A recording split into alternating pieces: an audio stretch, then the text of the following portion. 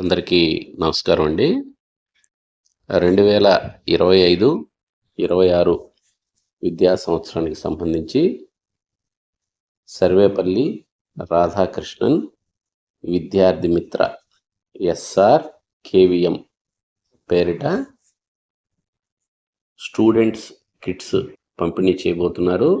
దానికి సంబంధించి రాష్ట్ర సమగ్ర శిక్షా కార్యాలయం వారిచే ఉత్తర్వులు వెలువరించడం జరిగింది.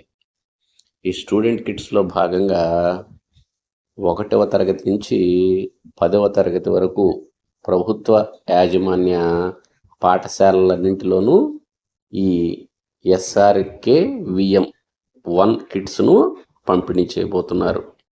ఈ కిట్స్లో ఏమేమి ఉంటాయో మనం ఒకసారి పరిశీలించినట్లయితే notebooks, belts, shoes, bag, pictorial dictionary, Oxford dictionary, text books, work books, అలాగే 3 జతల యూనిఫామ్ కూడా ఈ స్టూడెంట్ కిట్ ద్వారా పాఠశాలల ప్రారంభం రోజు నాటికి ఇవ్వటం కోసం సంసిద్ధం చేయాలనేటువంటి ఇది ఉత్తర్వుల యొక్క సారాంశం. విద్యార్థులకు ఈ స్టూడెంట్ కిట్ సకాలంలో పంపిణీ చేయ నిమిత్తం రాష్ట్ర స్థాయి నుంచి పాఠశాల స్థాయి వరకు వివిధ కమిటీలను ఏర్పాటు చేయటం జరిగింది. అంతేకాకుండా దీనిని మానిటరింగ్ చేయటం కోసం కూడా ప్రత్యేక విభాగాన్ని ఏర్పాటు చేస్తున్నారు.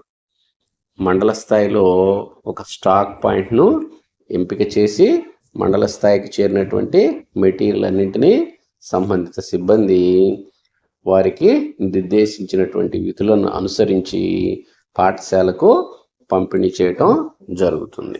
అంతేకాకుండా ఈ కార్యక్రమం మొత్తాన్ని ఆర్జేడీలు, అలాగే డిఈఓలు మరియు సమగ్ర శిక్ష ఏపీసీలు, డిప్యూటీ డిఈఓస్ మానిటర్ అనేటువంటిది చేస్తారు.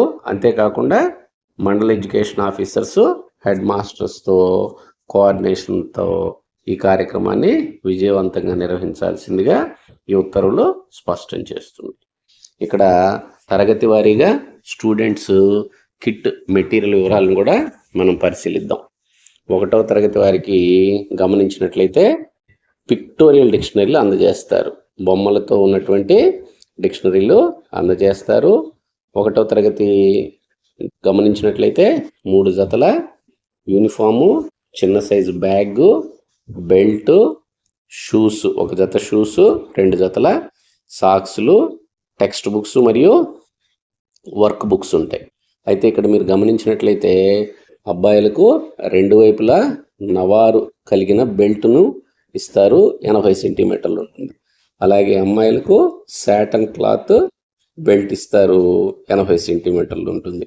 1వ తరగతి బాలికలకు బెల్ట్ విషయంలో కొంత తేడాన్ని మనం గమనించవచ్చు. అలాగే 2వ తరగతి వారికి కూడా అలాగే బ్యాగ్ను, 3 జతల యూనిఫామ్ను, అమ్మాయిలకైతే సాటన్ క్లాత్ బెల్ట్ను మరియు అబ్బాయిలకైతే 2 వైపులా నవారు ఉండేటువంటి బెల్ట్ను ఇవ్వటం జరుగుతుంది. అదేవిధంగా 3వ తరగతి వారికి కూడా 3వ తరగతి వారిని పరిశీలించినట్లయితే వీరికి చిన్న సైజు బ్యాగ్ కాకుండా పుస్తకాల సంఖ్య పెరిగిన క్రమంలో వారికి మీడియం సైజ్ బ్యాగ్ను అందించడం జరుగుతుంది. అది ఒక మార్పును మనం 3వ తరగతి నుంచి గమనించవచ్చు.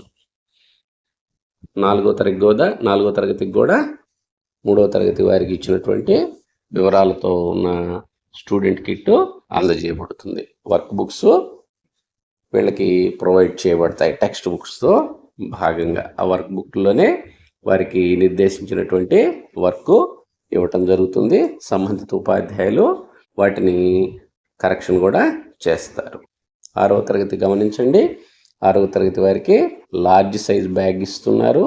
అట్లాగే నవారు కలిగినటువంటి బెల్ట్ 90 సెంటీమీటర్స్ని అబ్బాయిలకు అందజేస్తున్నారు. అమ్మాయిలకు మాత్రం ఎలాంటి బెల్ట్ ఇవ్వబోవట్లేదు. 3 జతల యూనిఫామ్స్ క్లాత్ ఇస్తారు, చున్నీతో సహా. 6వ తరగతికి వచ్చేటప్పటికి టెక్స్ట్ బుక్స్ అలాగే నోట్ బుక్స్ అందజేయటం జరుగుతుంది. గమనించండి, 8 నోట్ బుక్స్ ఇస్తారు 6వ తరగతి వారికి.